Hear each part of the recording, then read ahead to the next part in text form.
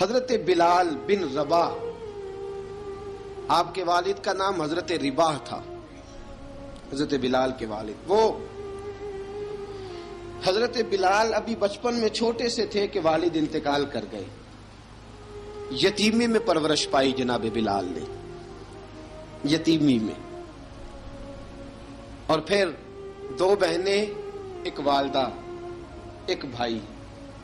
حضرت بلال حبشی کا یہ خاندان مکے میں بکتا بکاتا کسی طرح عبداللہ بن جدعان کے پاس پہنچ گیا۔ بڑا پکا کافر تھا، بڑا پکا۔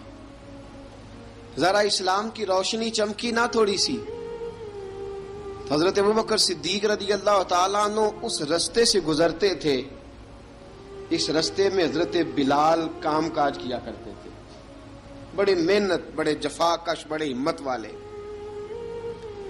حضرت صدیق اکبر نے ایک دن روک کے کہا، بلال کب تک تو اتنے خداؤں کو پوجتا رہے گا؟ کب تک تو اتنے خداؤں کو پوجے گا، جگہ جگہ ماتھا ٹیکے گا؟ یہ تجھے کبھی غلامی سے آزاد نہیں کریں گے۔ میں تجھے ایک دروازہ بتلاتا ہوں، اگر تو اس دروازے پہ آئے گا تو وہ تجھے مکے کی گلی سے اٹھا کے کعبے کی چھت پہ کھڑا کر دیں گے۔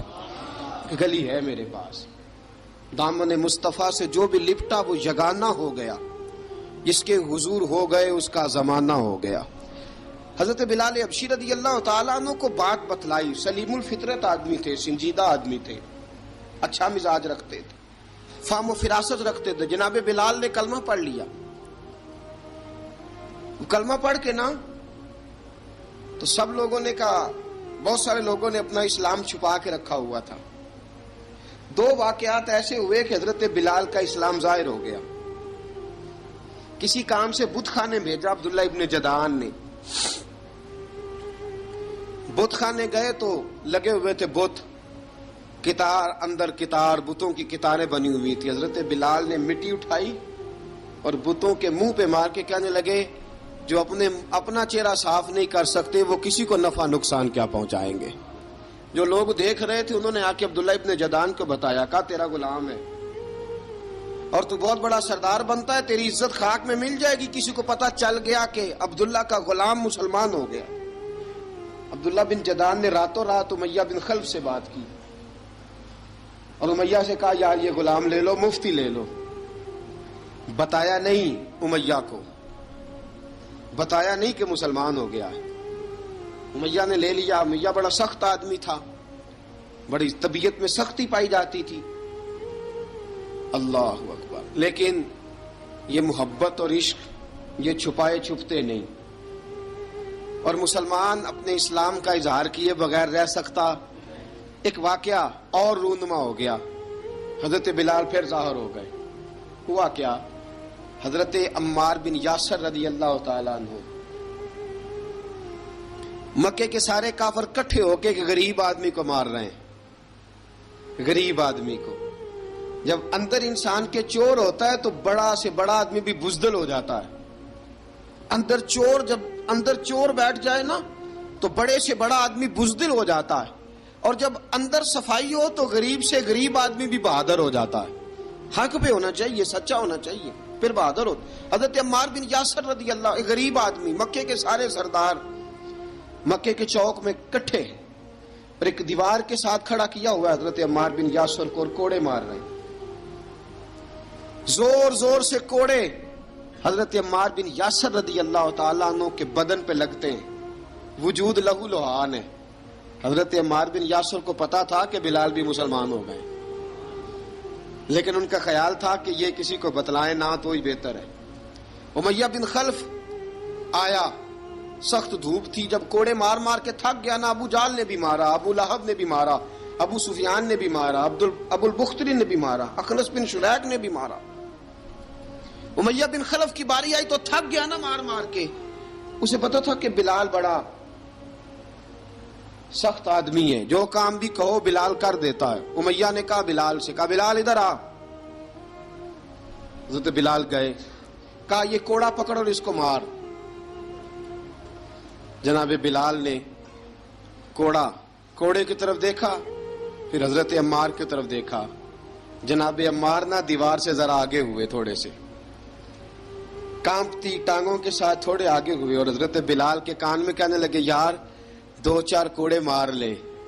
میرا کیا ہے, مجھے تو مار پاڑی رہی ہے نا, چل تو نہ اب اظہار نہ کر بیٹھنا, 2-4 کوڑے مار لے. حضرت سیدنا بلال حبشی نے نظر اٹھائی.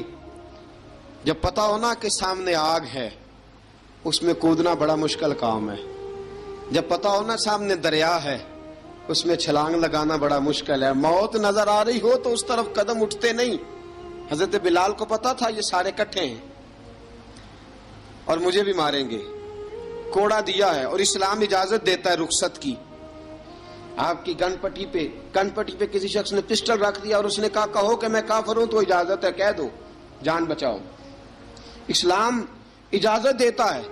لیکن سیدنا بلال, حضرت بلال رضی اللہ تعالیٰ عنہ, حضرت بلال حبشی رضی اللہ تعالیٰ عنہ نے حضرت عمار بن یاسر نے کہا یار تو 2-4 کوڑے مار لے لیکن اپنا آپ بچا. حضرت بلال کہنے لگے ٹھیک ہے. حضرت بلال کہتے ٹھیک ہے میں 2-4 کوڑے مار لیتا ہوں لیکن اپنا آپ بچا لیتا ہوں. اب جلدی سے امیہ بن خلف چلایا, کہنے لگا تجھے کہا کوڑا مار, پکڑ کوڑا.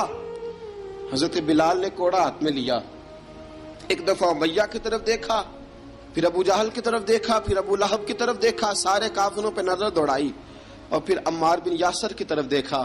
کہا عمار تو مار کھا سکتا ہے تو میں نہیں کھا سکتا.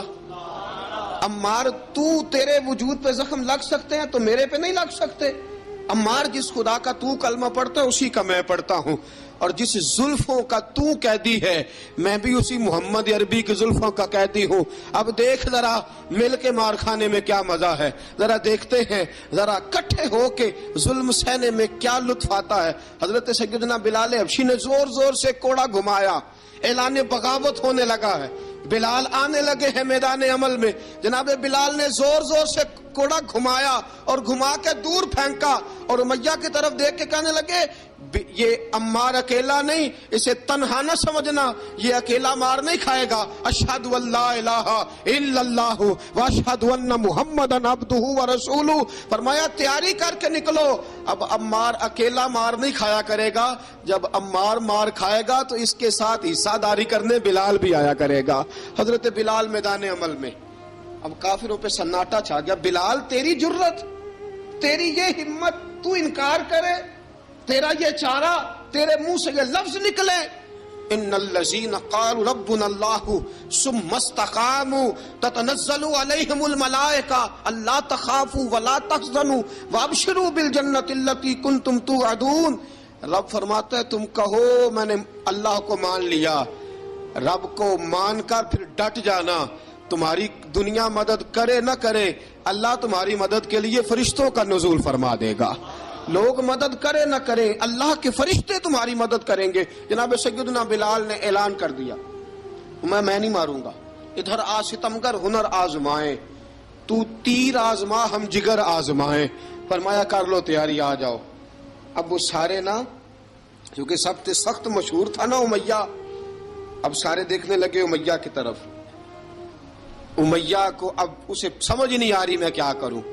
بلال نے تو کبھی نہ کی نہیں, تو جو کہتے تھے کر گزرتا تھا. یہ عجیب معاملہ ہے.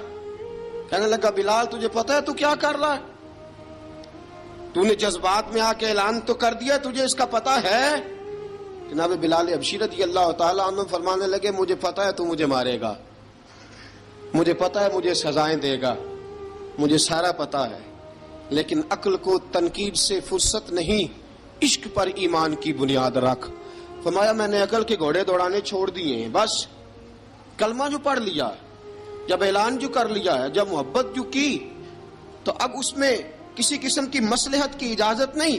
اقبال کہتا کہ پختہ ہوتی ہے اگر مصلحت اندیش ہو عقل, عشق ہو مصلحت اندیش تو ہے خام ابھی, اور بے خطر کود پڑا آتش نمرود میں عشق. عقل تھی محو تماشائے لبے بام ابھی. فرمایا عقل پختہ ہوتی ہے اگر سوچا جائے, عشق کے معاملے میں سوچا جائے تو عشق کمزور ہوتا ہے, وہاں سوچنے سمجھنے کی اجازت ہوتی نہیں. سوچنا سمجھنا تھا کلمہ پڑھنے سے پہلے, اب تو پڑھ لیا, اب سوچنے کا نہیں, اب عمل کرنے کا وقت ہے. اب جناب بلال پر سختی شروع ہوئی. مارنا شروع ہوئے. کس کس انداز میں مارا؟ لوہے کی سلاخیں پہنا کر عرب کی تپتی ہوئی ریت پہ لٹا دیا.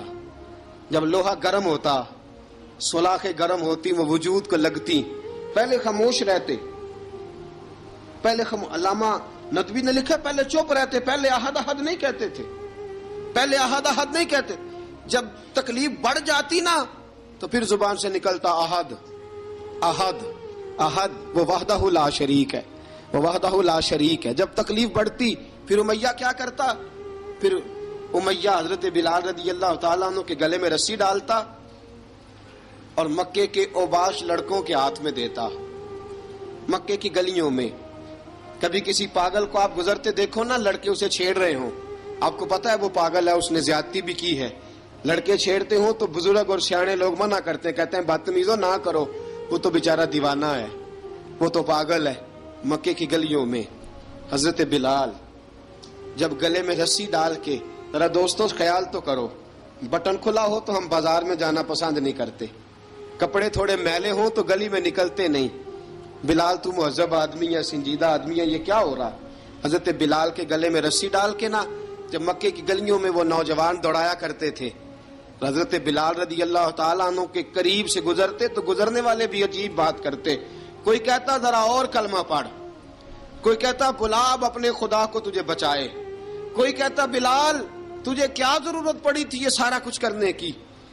ایک آدمی آیا کہنے لگا بلال اگر تیرا رب سچا ہے، تیرے رسول سچے ہیں، پھر تجھے بچاتے کیوں نہیں؟ پھر تجھے بچاتے کیوں نہیں؟ جب تو اتنا مخلص مومن ہے اور اتنا تیرے اندر خلوص پایا جاتا ہے تو وہ آتے کیوں نہیں تیرے دفاع کے لیے؟ وہ تیرے لیے ڈھال کیوں نہیں بنتے؟ حضرت بلال حبشی کا جواب بڑا زبردست تھا. جناب بلال کہنے لگے میں مخلص تو ہوں، میرا رب قادر بھی ہے، لیکن فرمایا جب تم جاتے ہو نا بازار میں برتن خریدنے، مٹی کا برتن لینا ہو تو ذرا ٹھوک بجا کے چیک کرتے ہو کچا ہے کہ پکا ہے. فرمایا رب رسول بھی ذرا ٹھوک بجا رہے ہیں کچا ہے کہ پکا ہے. فرمایا میں دعا کرو میں امتحان میں پورا اتروں، دعا کرو میں امتحان میں پورا اتروں. وہ ذرا مجھے ٹھوک بجا کے چیک کر رہے ہیں، ٹھوک بجا کے.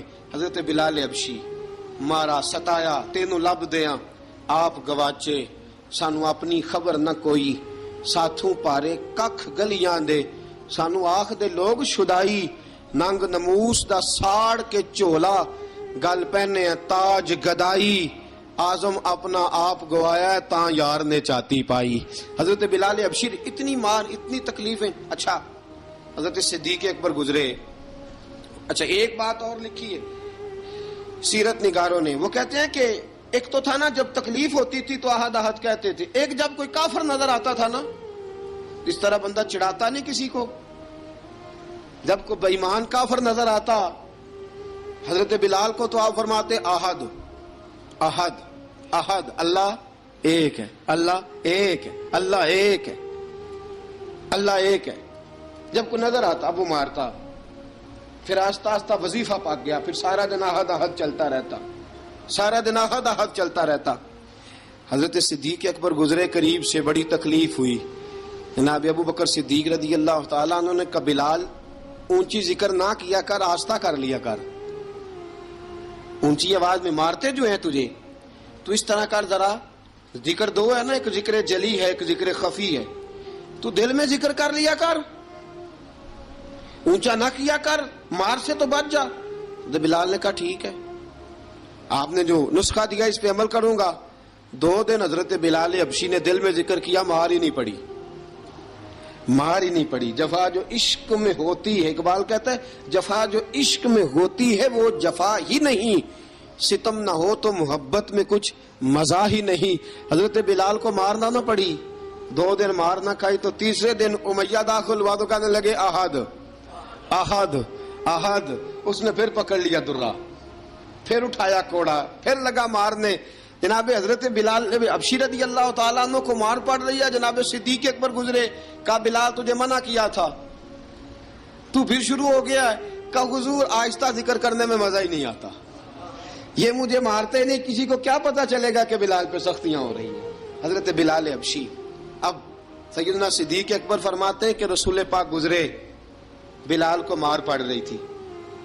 میرے حبیب پاک کی آنکھوں میں آنسو آ گئے. بے خبر ہو جو غلاموں سے وہ آقا کیا ہے. حضور کی آنکھوں میں آنسو, اور حضور نے دعا فرمائی کہ یا اللہ میرے بلال کو نجات دے دے, یا اللہ میرے بلال کو نجات دے دے. رسول پاک یہ کہہ کے گزر گئے. ایک کونے میں, حرم شریف کے کونے میں بیٹھ کے رسول پاک رو رہے ہیں. جناب صدیق اکبر نے کہا حضور کیا ہوا؟ فرمایا ابو بکر سوچ رہا ہوں خدا اگر مجھے پیسے دے تو میں بلال کو خرید لوں, اگر رب پیسے دے تو خرید لوں, سوچ رہا ہوں. جناب ابو بکر صدیق گھر گئے. گھر جا کے حضرت عباس کو بھیجا, کہا امیہ میرا مخالف ہے, مجھ سے وہ بات نہیں کرے گا, آپ جائیے, آپ جا کے کہیے بلال کو بیچ ڈالے. حضرت عباس نے جا کے کہا بلال کو بیچ دو. کہنے لگا میری قیمت بہت زیادہ ہے, 50 دینار کا میں نے خریدا ہے اور میں منافع لے کے بیچوں گا. حضرت عباس نے آ کے جناب صدیق اکبر کو بتایا تو ابو بکر صدیق فرمانے لگے چل مجھے ساتھ ہی لے جا, دیکھ لیتے. پہنچے, جب ابو بکر صدیق کو آتے دیکھا نا تو چڑ گیا. کہنے لگا ابو بکر اگر تو بلال کو خریدنا چاہے تو وہ جو تیرے پاس رومی غلام ہے وہ مجھے دینا پڑے گا, 2 لونڈیاں اس کے ساتھ دینی پڑیں گی, اور یہ 50 دینار کا ہے, میں تجھ سے 2000 دینار لوں گا. 50 دینار کا ہے, 2000 دینار لوں گا. حضرت صدیق اکبر رضی اللہ تعالیٰ عنہ نے فرمایا مجھے منظور ہے, مجھے منظور ہے, منظور ہے مجھے. تو ابو بکر صدیق نے وہ تینوں غیر مسلم غلام لیے, 2000 دینار لیے. حضرت عباس نے بھی کلمہ نہیں پڑھا تھا. کہنے لگے ابو بکر تو کامیاب تاجر ہے, کیا کرنے لگے ہو؟ تو حضرت ابو بکر صدیق کہنے لگے آپ نے بھی کلمہ نہیں پڑھا, آپ کو اس سودے کا پتہ نہیں, آپ ابھی اس لذت آشنائی سے واقف نہیں, آپ نے بھی یہ ذائقہ چکھا نہیں, آپ ابھی اس راہ سے گزرے نہیں, آپ کو پتہ نہیں یہ بھی ایک ذائقہ ہے, یہ بھی ایک سودا ہے, یہ بھی ایک لذت ہے, یہ بھی ایک گہرائی ہے, یہ بھی ایک مزہ ہے, اس کا بھی آپ کو علم نہیں, آپ نے کلمہ نہیں نہ پڑھا. محبت کو سمجھنا ہے تو نہ سے خود محبت کر, کنارے سے کبھی اندازہ طوفان نہیں ہوتا. فرمایا ابھی تو راہ گزر میں ہے, کہہ دے مقام سے گزر. ابھی ذرا آگے چلیں گے نا, جب آپ کلمہ پڑھیں گے تو آپ کو پتہ چلے گا. حضرت سیدنا بلال حبشی کو لینے کے لیے صدیق اکبر پہنچے. 2000 دینار, 3 غلام پڑھے لکھے سیانے سمجھدار. جب دیے نا تو امیہ کھل کھلا کے ہنسا. کہنے لگا ابو بکر بڑے گھاٹے کا سودا کیا تو نے, ابو بکر تو نے بڑے گھاٹے کا سودا کیا ہے. یہ پڑھا لکھا مجھے دے کے جا رہا ہے اور یہ ان پڑھ تو لے کے جا رہا ہے. یہ خوبصورت رومی غلام دے کے جا رہا ہے اور یہ حبشی کالے رنگ کا تو لے کے جا رہا ہے, اور 50 دینار کا غلام 2000 دینار میں تو لے کے جا رہا ہے. اتنے گھاٹے کا سودا, اتنی بڑی نادانی. حضرت جناب سیدنا صدیق اکبر رضی اللہ تعالیٰ کہنے لگے امیہ تو کافر ہے, لیکن تو نے ابھی بھی پیسے تھوڑے مانگے ہیں. تو نے بلال کا رنگ دیکھا ہے, میں نے مصطفیٰ کے عشق کا رنگ دیکھا ہے. فرمایا تو ابھی اس کے رنگ میں الجھا ہوا ہے, اور میں جو اس کے باطن کا حسن ہے وہاں تک پہنچ گیا ہوں. حضرت سیدنا بلال حبشی رضی اللہ تعالیٰ عنہ ساتھ کھڑے. ابو بکر صدیق رضی اللہ تعالیٰ عنہ نے ارشاد فرمایا اگر میں یمن کا حکمران ہوتا, یمن کا بادشاہ ہوتا, اور تو مجھے کہتا کہ بلال میں تب دوں گا جب تو مجھے یمن کی حکمرانی دے گا, فرمایا میں تجھے یمن کی حکمرانی بھی دے دیتا لیکن بلال کو ضرور خرید کے لے جاتا. حضرت بلال حبشی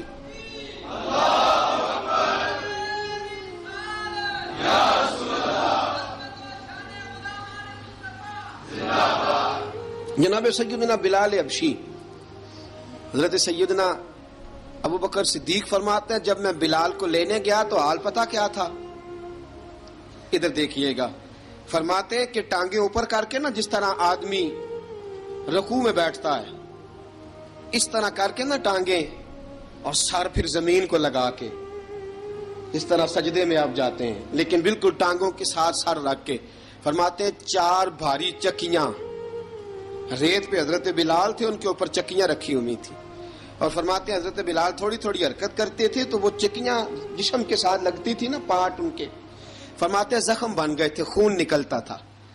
فرماتے میں نے وہاں سے جا کے حضرت بلال کو نکالا, پیسے دیے, لے کے آیا تو جناب بلال کہنے لگے جلدی جلدی چلو حضور کے پاس, ذرا جلدی جلدی چلو, در مصطفیٰ پہ جلدی کرو. تو جناب سیدنا بلال حبشی رضی اللہ تعالیٰ عنہ کے جواب میں حضرت ابوبکر صدیق کہنے لگے بلال جلدی نہ کر، جب میں آیا تھا تو حضور تیرے لیے آنسو بہا رہے تھے، اگر تجھے اس حالت میں زخمی دیکھیں گے تو میرے مصطفیٰ کو اور زیادہ رونا پڑے گا، تو میرے ساتھ گھر چل، میں تجھے کپڑے پہناتا ہوں، میں تیرے زخموں پہ پٹی کرتا ہوں۔ حضرت ابوبکر صدیق مزاج شناسائے نبوت تھے نا، فرمایا چل میرے ساتھ، میں ذرا تیری مرم پٹی کر لوں، میں ذرا تیرا منہ دھو ڈالوں، میں ذرا تجھے کنگھی کر لوں، تو میرے ساتھ چل۔ جناب بلال فرماتے ہیں جب سے پیدا ہوا تب سے غلام تھا، کبھی کسی نے میرے کپڑوں کی فکر نہیں کی تھی، مجھے تو امیہ 4 دن روٹی نہیں دیتا تھا۔ فرماتے ہیں جب میں گیا ابوبکر کے ساتھ، ابوبکر صدیق نے ایک چٹائی بچھائی، صدیق اکبر چٹائی کے اوپر میرے ساتھ بیٹھ گئے۔ فرماتے ہیں ابوبکر نے تیل منگایا، وہ تیل میرے زخموں پہ، ابوبکر صدیق نے وہ تیل میرے سر پہ، میری داڑھی پہ، فرماتے ہیں پھر کنگھا کیا، پھر ابوبکر صدیق نے ایک جوڑا منگایا، وہ کپڑے مجھے پہنائے، ابوبکر صدیق نے پگڑی منگوائی، وہ پگڑی کھول کے میرے سر پہ بندھوائی۔ فرماتے ہیں ابوبکر نے مجھے تیار کیا، فرمایا تو آج جا رہا ہے در رسالت مآب پہ، در رسالت مآب پہ، آج تو پہنچ رہا ہے حضور کے دروازے پہ، بن کے جوگن مدینے نو جاواں گی میں، جو بیتی نبی نو سناواں گی میں۔ حضرت جناب سیدنا، اور وہ کسی شاعر نے تو بڑی شاندار بات کی، اس نے کہا بڑی امید ہے سرکار قدموں میں بلائیں گے، کرم کی جب نظر ہوگی مدینے ہم بھی جائیں گے، اگر جانا مدینے میں ہوا ہم غم کے ماروں کا، مکینے گنبد خضرا کو حال دل سنائیں گے۔ حضرت بلال حبشی رضی، ان کے دل میں بڑی امنگ تھی آج جاؤں گا در رسالت مآب پہ۔ ملا رومی لکھتے ہیں کہ جناب سیدنا صدیق اکبر نے سجایا سوارا، جناب بلال کے آنسو رکتے ہی نہیں، کہا باپ ہوتا ہے جو خدمتیں کرتا ہے، میں نے آنکھ کھولی تو باپ کا سایہ تو میں نے دیکھا ہی نہیں، اور فرمایا ماں تھی تو ماں جب بھی میں کام کر کے آتا تھا تو مجھے دیکھ کے میری اماں بس رو دیا کرتی تھی، 2-3 بہنیں تھیں، اور حضرت بلال فرمانے لگے ان بہنوں کو میں دیکھتا تھا تو وہ میرا حال دیکھ کے روتی تھی، اور جب وہ مجھے دیکھتی تھی تو میں رو دیا کرتا تھا۔ فرمایا ابوبکر میں نے تو یہ رنگ ڈھنگ دیکھے نہیں جو آج تو مجھے دکھا رہا ہے۔ جناب سیدنا صدیق اکبر رضی اللہ تعالیٰ عنہ بنا سوار کے نا حضرت بلال کا ہاتھ پکڑ کے سینے پہ رکھا، جناب بلال ہچکی لے کے روئے۔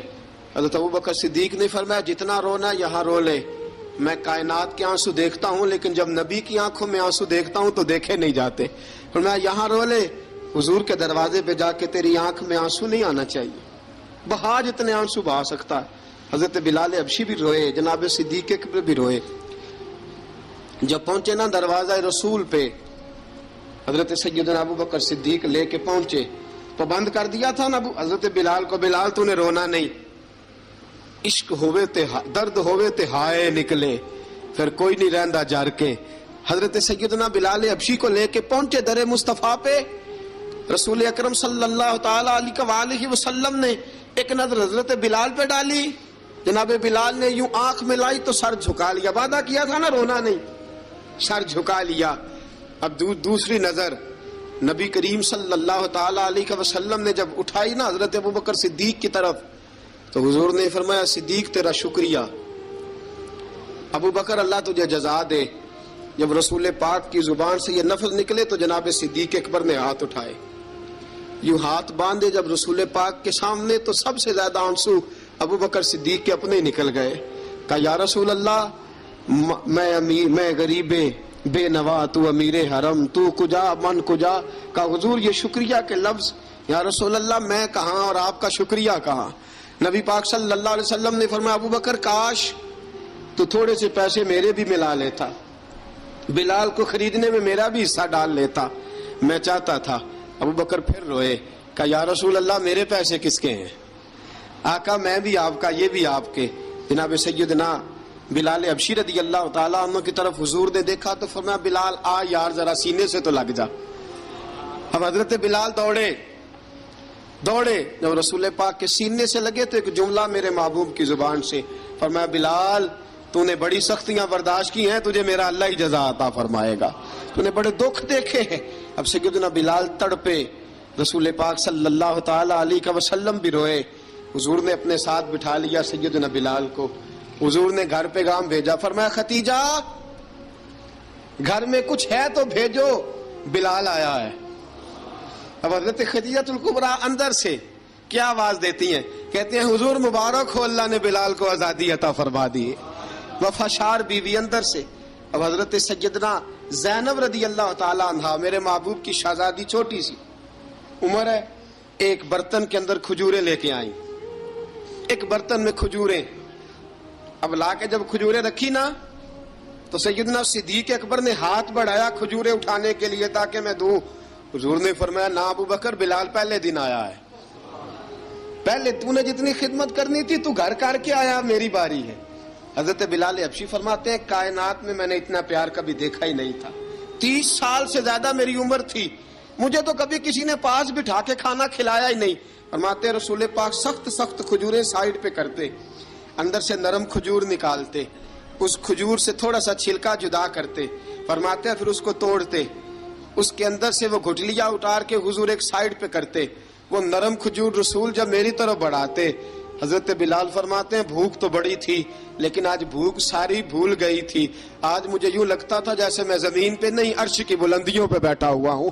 آج لگتا تھا کائنات کی ساری نعمتیں، ساری رحمتیں، سارا کرم، ساری عطا، سارا فضل، ساری عنایتیں میری جھولی میں گر گئی ہیں۔ فرماتے ہیں رسول پاک صلی اللہ تعالی علیہ وآلہ وسلم نے مجھے بڑے محبت سے بٹھایا، حضور علیہ السلام نے محبت سے کھلایا، دودھ پلایا۔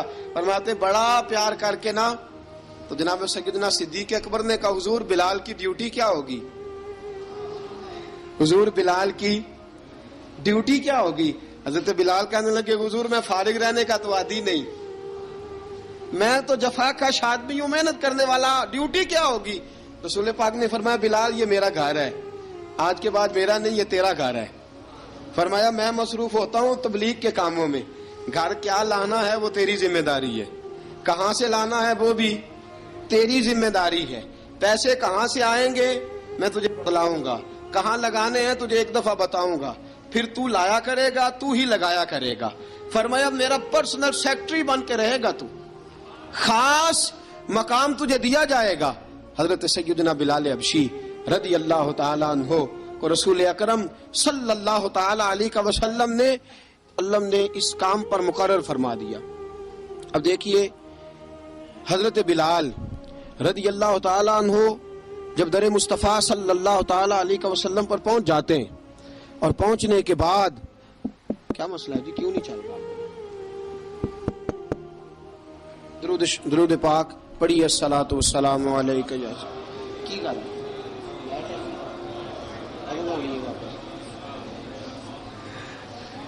میں یہ گزارش کر رہا تھا کہ حضرت بلال حبشی رضی اللہ تعالیٰ عنہ کو رسول پاک نے یہ ڈیوٹی عطا فرما دی۔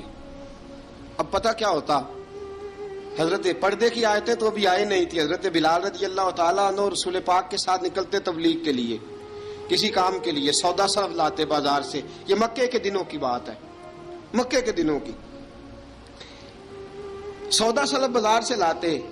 اب 4 بیٹیاں تھیں حضرت خدیجہ الکبریٰ کی، گھر کے کام کاج ہوتے تھے، جب ذرا فارغ ہوتے دروازے پہ دستک دیتے، حضرت خدیجہ فرماتی بلال تو آ گیا ہے، وہ دستک سے پہچانتی ہیں کہ بلال کے دستک ہے، بلال آ گیا۔ کہا اماں جی میں سارے کام کاج باہر کے ختم کر آیا ہوں، گھر کا کوئی کام ہے تو ذرا مجھے بتاؤ۔ آپ فرماتی گھر کے کام ہے پر میں کر رہی ہوں۔ اب حضرت بلال گلنا شروع کرتے، یہ ہے محبت۔ آج اگر ہم کہیں خادم ہو بھی نہ تو بہانے ڈھونڈتے پھرتے ہیں فارغ ہونے کے۔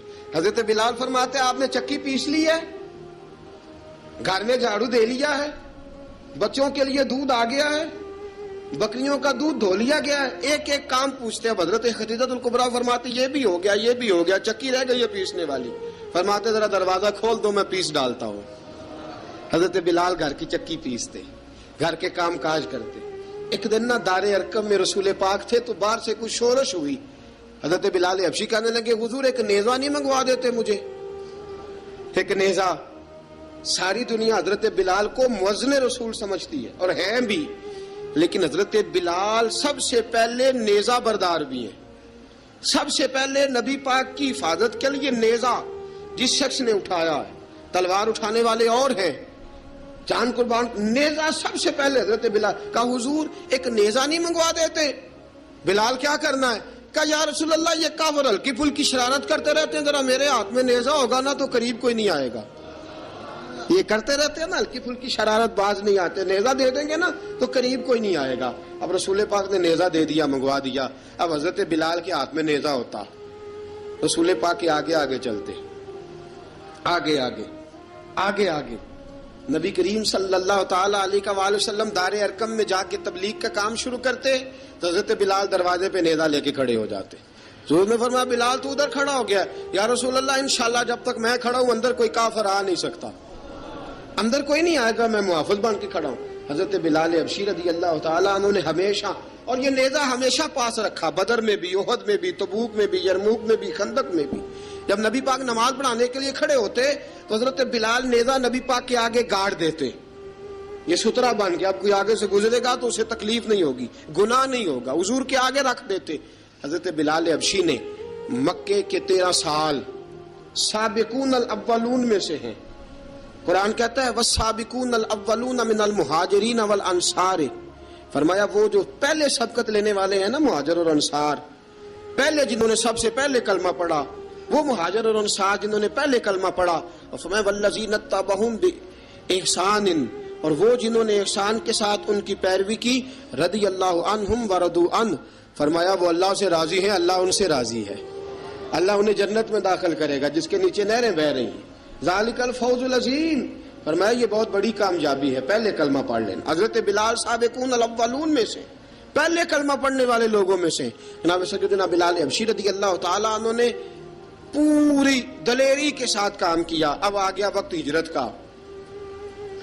رسول پاک صلی اللہ تعالیٰ علیہ وسلم نے حضرت بلال کو فرمایا بلال تو ہجرت کر جا مدینے کی طرف، چلا جا.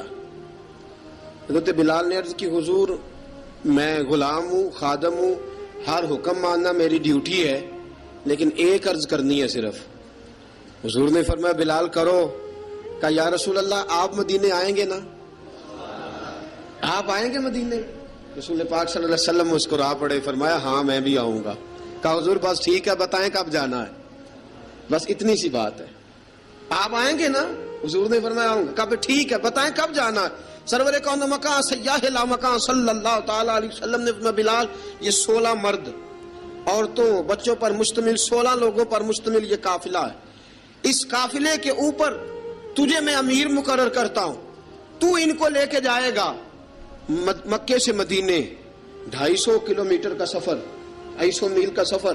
حضرت بلال حبشی رضی اللہ تعالیٰ عنہ قافلے کے امیر بن کے، سخت گرمی کا موسم، حضرت بلال کے ہاتھوں میں تلوار ہے، ایک ہاتھ میں نیزہ ہے، ایک ہاتھ میں تلوار ہے. تیر آپ نے پیچھے باندھ رکھے ہیں پشت پہ، اور آپ لے کے جا رہے ہیں، کبھی قافلے کے آگے، کبھی پیچھے، کبھی دائیں کبھی بائیں.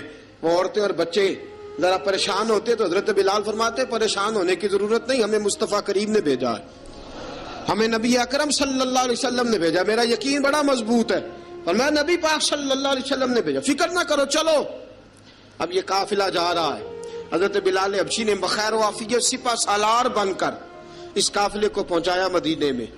اب مدینے پہنچا کے سارے لوگ مدینے والے مدینے میں لگ گئے اپنے اپنے کام. حضرت بلال پہلے دن ہی آ کے مدینہ منورہ سے باہر سرحد پہ کھڑے ہو گئے. کہا بلال ادھر کیا کر رہے ہو؟ کہا وعدہ کیا تھا یار نے آؤں گا دن ڈھلے. نبی پاک علیہ السلام نے وعدہ فرمایا تھا میں آؤں گا.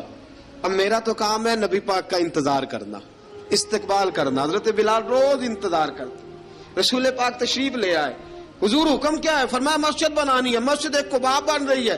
تو سب مزدوروں سے زیادہ کام حضرت بلال نے کیا. مسجد نبوی کی تعمیر شروع ہوئی تو سب سے زیادہ کام حضرت بلال نے کیا. مسجد بن گئی. اب جناب اذان کا معاملہ شروع ہو گیا، مسلمانوں کو نماز کے لیے کیسے بلائیں؟ ایک صحابی کہنے لگے حضور ہم اوپر آگ جلایا کریں گے، جب آگ جلے گی تو لوگوں کو پتہ چلے گا نماز کا وقت ہو گیا. ایک نے کہا ہم بڑی دف منگواتے ہیں، دف بجائیں گے، نماز کا وقت ہو گیا. حضور نے فرمایا جاؤ صبح فیصلہ کریں گے. رات صحابہ سوئے. حضرت عبداللہ ابن زید رضی اللہ تعالیٰ عنہ اور حضرت عمر فاروق رضی اللہ خواب دیکھتے ہیں. خواب میں کوئی اذان پڑھ رہا ہے، اللہ اکبر اللہ اکبر اللہ اکبر اللہ اکبر. اذان پڑھنی چاہیے نا؟ کیا خیال ہے آپ کا؟ اذان آنی چاہیے نا؟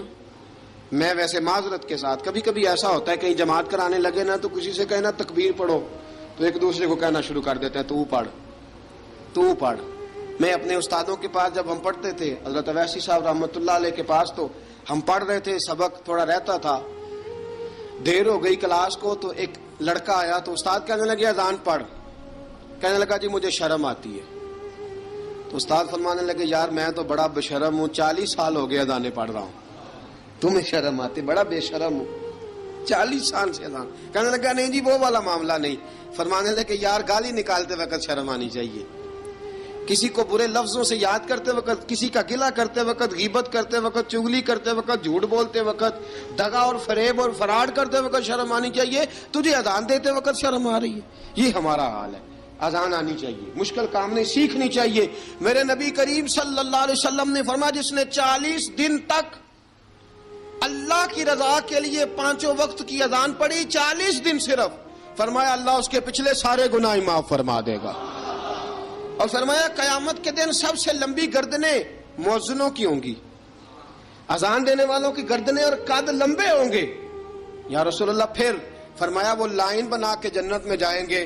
فرمایا جب مؤذن جنت میں جا رہے ہوں گے تو سب سے آگے آگے میرا بلال ہوگا، سب سے آگے آگے مؤذنوں کا قائد اور لیڈر میرا بلال ہوگا، حضرت بلال حبشی رضی اللہ تعالیٰ عنہ. اب اذان کوئی کہنے لگا یہ کریں، کوئی کہنے لگا وہ کریں. اب حضرت عمر خواب دیکھتے ہیں کوئی اذان پڑھ رہا، عبداللہ ابن زید خواب دیکھتے ہیں کوئی اذان پڑھ رہا. اب جب یہ آئے آ کے سویرے حضور کو خوابیں سنائی، حضور اس طرح سے اذان پڑھی ہے.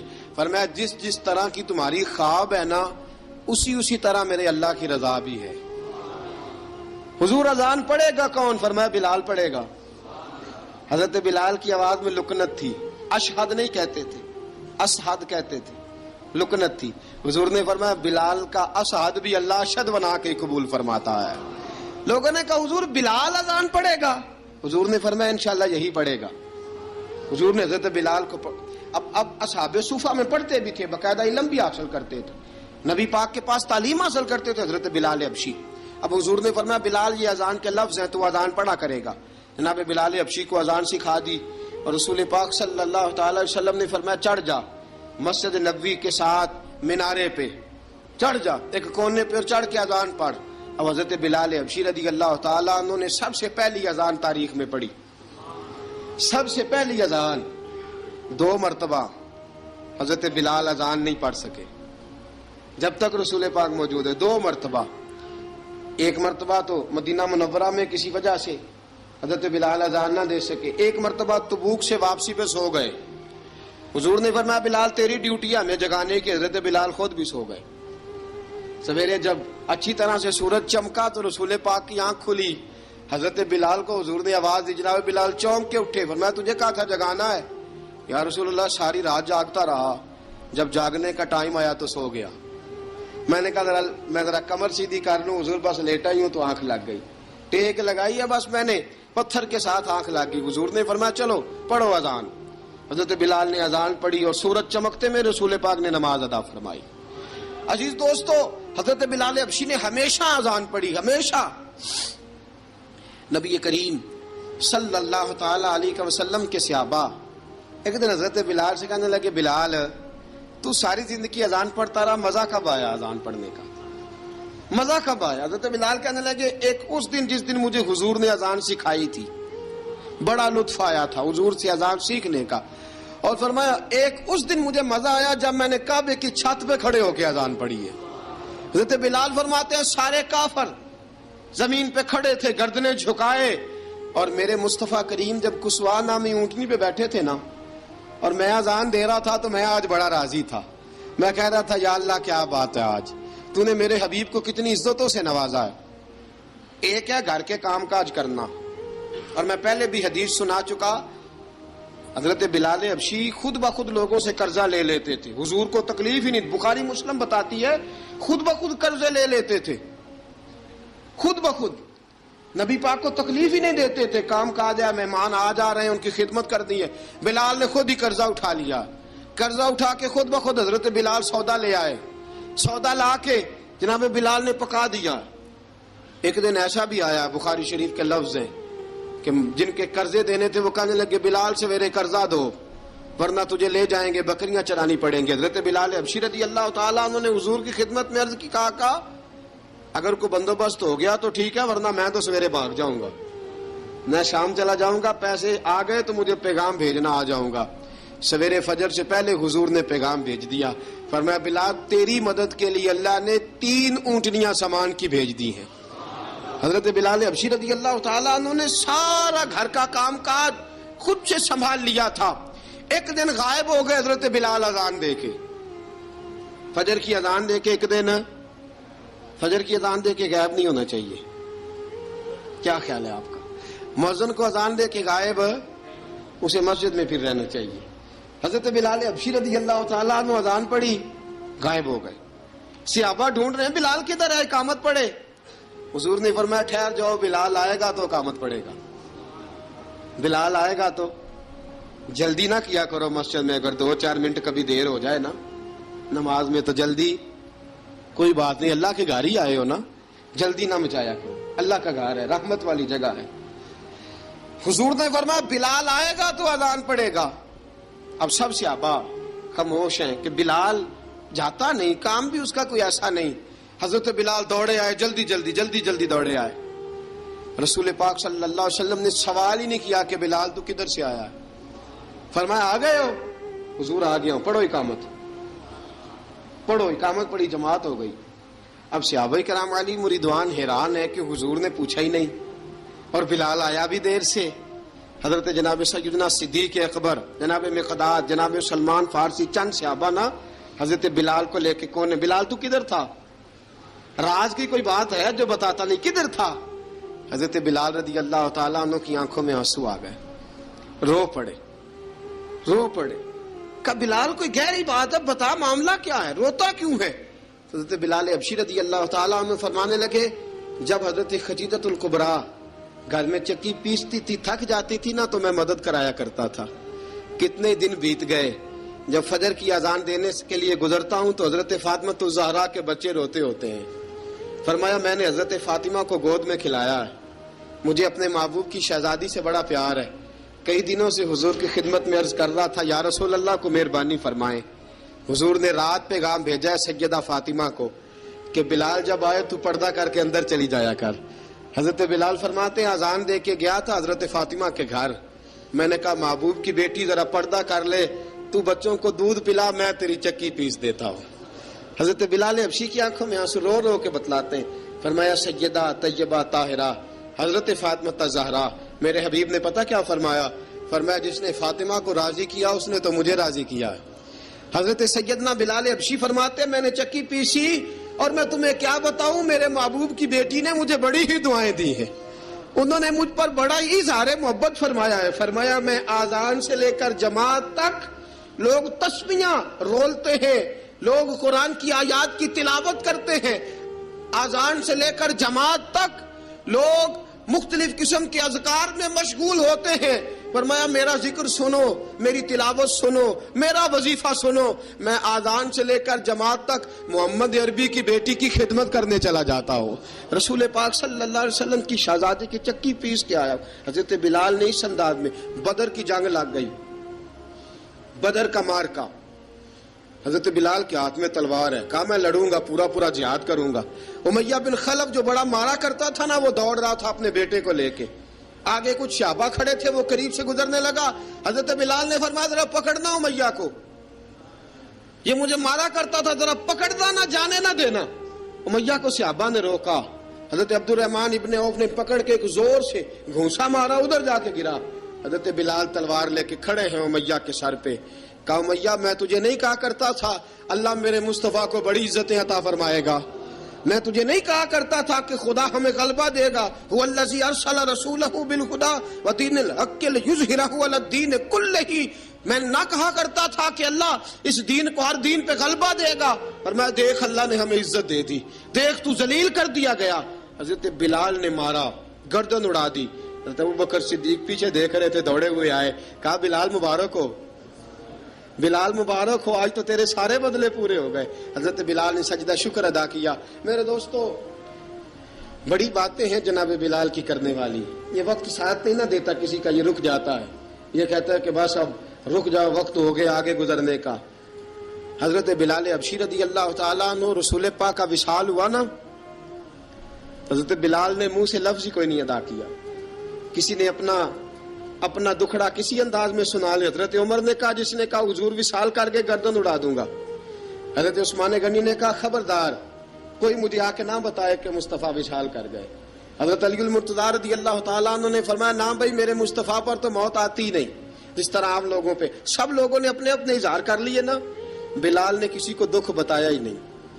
ایک کونے میں بیٹھ کے نا حضرت بلال اکیلے آنسو بہاتے رہے, کسی کو بتایا ہی نہیں, اکیلے روئے. ایک شخص کہنے لگا یار بلال بولتا نہیں. کہا نہ بلاؤ اسے.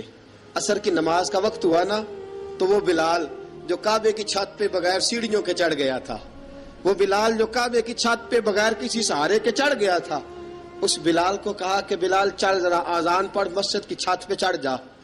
حضرت بلال کئی بار چڑھے اور کئی بار گرے, کئی بار چڑھے اور کئی بار گرے.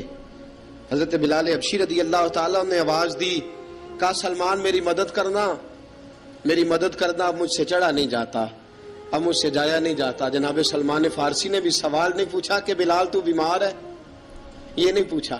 حضرت بلال کو 2-4 صحابہ نے اٹھایا, چھت پہ پہنچایا. بلال نے اذان شروع کی.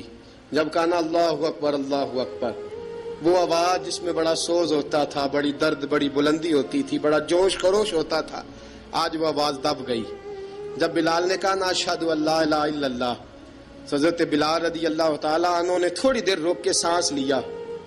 جب کہا نا اشہد ان محمد الرسول اللہ, جو سارے چپ کھڑے تھے نا ان میں سے ایک بابا رو پڑا, جس کا نام ابو بکر صدیق تھا. جب حضرت ابو بکر صدیق کی آنکھ میں آنسو آیا تو حضرت بلال چھت کے اوپر زمین پہ گرے, زمین پہ گرے اور کہا ابو بکر یہ ڈیوٹی کسی اور کی لگا دے, یہ ڈیوٹی کسی اور کی لگا دے, اب میری روح اجازت نہیں دیتی, مصطفیٰ کریم کے بعد مجھ سے اذان نہیں پڑی جائے گی. آپ نے واقعہ سن رکھا ہے کہ ایک بار صحابہ نے بلایا, دوبارہ آئے, حضور خواب میں ملے, کہا بلال تو آتا کیوں نہیں. بلال چھوڑ کے چلے گئے تھے, فرمایا اب میرا یہاں دل نہیں لگتا.